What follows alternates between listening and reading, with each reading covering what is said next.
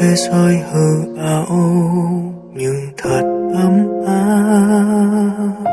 Em xuất hiện khiến những băng giá đôi anh bỗng dần tan đi. Cuộc đời anh đặt tên là muộn phiền nên làm sao dám mơ mình may mắn được trọn vẹn cùng em.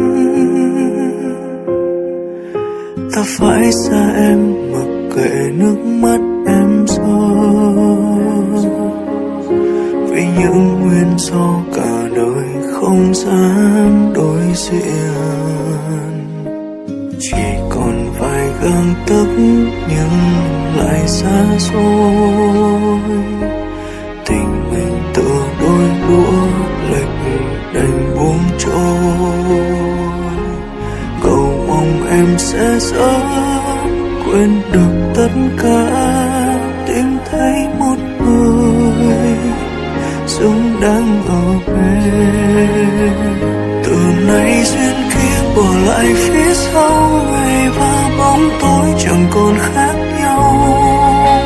Chẳng có nơi nào yên bình được như em bên anh. Hạt mưa bỗng hóa thành màu nỗi đau, trời như muốn khóc ngày mình mất nhau. Có bao nhiêu đôi ngôn tình, có sao để xa mình ta.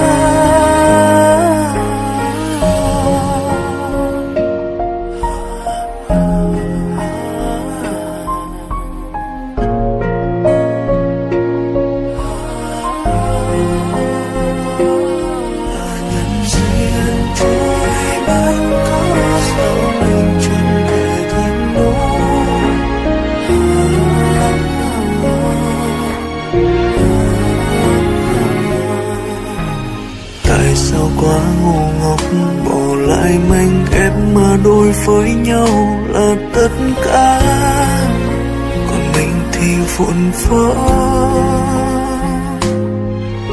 Thế giới thực tại ồn ào vẫn thấy cô đơn, còn hai ta thì khác, chỉ nhìn thôi tim đã thấu.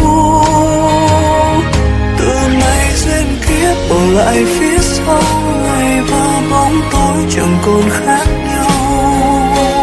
Chẳng có nơi nào yên bình được như em bên anh. Hạt mưa bỗng hóa thành màu nỗi đau, trời như muốn khóc ngày mình mất nhau. Có bao nhiêu đôi ngôn tình, có sao để xa mình ta.